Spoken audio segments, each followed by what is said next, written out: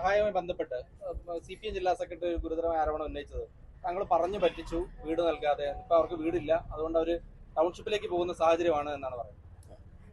ഒന്ന്, CPM-ഉം ഇടതുപക്ഷ ജനാധിപത്യ മുന്നണിയും ഇത്രത്തോളം വിഷയദാരിദ്ര്യത്തിലാണ് എന്നുള്ളത് ഇന്ന് തെളിയിക്കപ്പെടുക. അവരുടെ ഇത്രത്തോളം അവര് ദുർബലരും ഇത്രത്തോളം അവശരുമാണ് ഇടതുപക്ഷ ജനാധിപത്യ മുന്നണിയും CPM-ഉം എന്നുള്ളത് ഇന്നത്തെ പത്രസമ്മേളനത്തോടു കൂടി കൃത്യമായി ബോധ്യപ്പെട്ടിരുന്നു.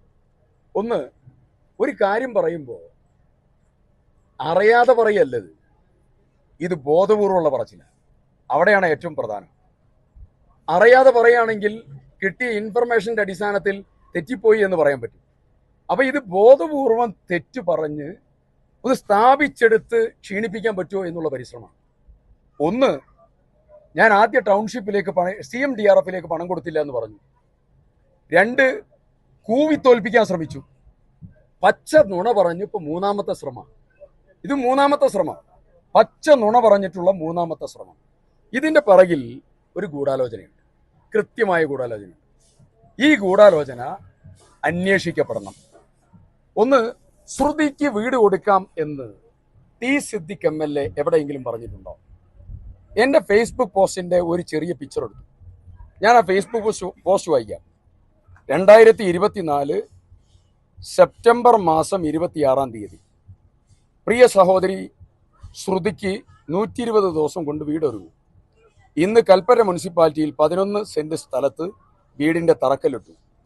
1500 സ്ക്വയർ ഫീറ്റ് വീടൊരുക്കുന്നത് തൃശ്ശൂരിൽ നിന്നുള്ള ടൈം ന്യൂസ് എന്ന സ്ഥാപനമാണ്. എൻ്റെ FB പോസ്റ്റാണ്. അടുത്ത വാചകം, ശ്രുതിയെ ചേർത്ത് നിർത്താൻ ഒപ്പം നിന്ന ടൈം ന്യൂസിന് ഹൃദയത്തിൽ നിന്ന് നന്ദി. ഇതാണ് എൻ്റെ FB പോസ്റ്റ്. ഈ ടൈം ന്യൂസ് ഇവരോട് നേരിട്ട് സംസാരിച്ചാണ് ഇതൊക്കെ തീരുമാനമെടുത്തത്. എന്നെ മാത്രമല്ല അതിൻ്റെ തറക്കല്ലിന് ക്ഷണിച്ചത്. ആ തറക്കല്ലിടൽ കർമ്മത്തിൽ അവർ പലരെയും ക്ഷണിച്ചിരുന്നു. ഞാൻ ദുരന്തബാധിതരുടെ എല്ലാ പ്രവർത്തനത്തിലും പങ്കാളിയാണ്. ഞാൻ അവിടെ ശ്രുതിയുടെ വീടിന്റെ തറക്കല്ലിടാനും പോയിട്ടുണ്ട്. ഇതാണ് യാഥാർത്ഥ്യം. ഇത് ദേശാഭിമാനി, കൈരളി, എല്ലാ ഏഷ്യാനെറ്റ്, മറ്റുള്ള എല്ലാ മുഴുവൻ മീഡിയയും, മാതൃഭൂമി, മനോരമ, 24 ന്യൂസ് ഉൾപ്പെടെ മുഴുവൻ മാധ്യമങ്ങളും അന്ന് റിപ്പോർട്ട് ചെയ്തതാണ്. ഇവരാണ് ഈ വീടിന്റെ നിർമ്മാണത്തിന് നേതൃത്വം കൊടുക്കുന്നത്. ഞാൻ ഒരുപാട് വീടിന്റെ തറക്കല്ലിട്ടിട്ടുണ്ട്. ഇവിടെ ചൂരൽമല മുണ്ടകൈയുടെ ഒരുപാട് വീടിന്റെ തറക്കല്ലിട്ടിട്ടുണ്ട്.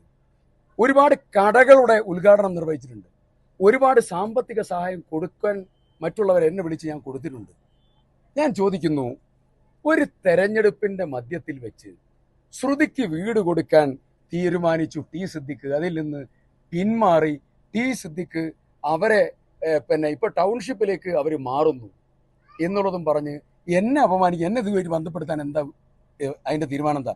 ഒരു പൊതുപ്രവർത്തകനെതിരെ ആരോപണം ഉന്നയിക്കുമ്പോൾ അതിന് ബേസ് ഉണ്ടാവണ്ടേ? ഞാനൊരു സ്ഥാനാർത്ഥിയല്ലേ.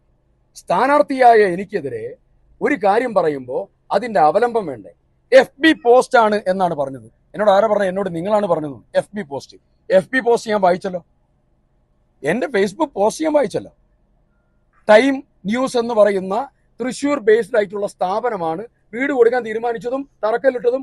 അവരെന്നെ വിളിച്ചു, ഞാൻ പോയി. അപ്പോ ബോധപൂർവം അപമാനിക്കുകയാണ്. ഞാൻ ചോദിക്കുന്നത്, ഒരു ആരോപണമേ CPM-ന്റെ ജില്ലാ സെക്രട്ടറി പോസ്റ്റിൽ ഇരുന്ന് ഇത്രയും മോശമായിട്ടുള്ള ആരോപണവും പ്രവർത്തനവും നടത്തരുത്. പുൽപ്പള്ളി ന്യൂസിന് വേണ്ടി ഡാമിൻ ജോസഫ്.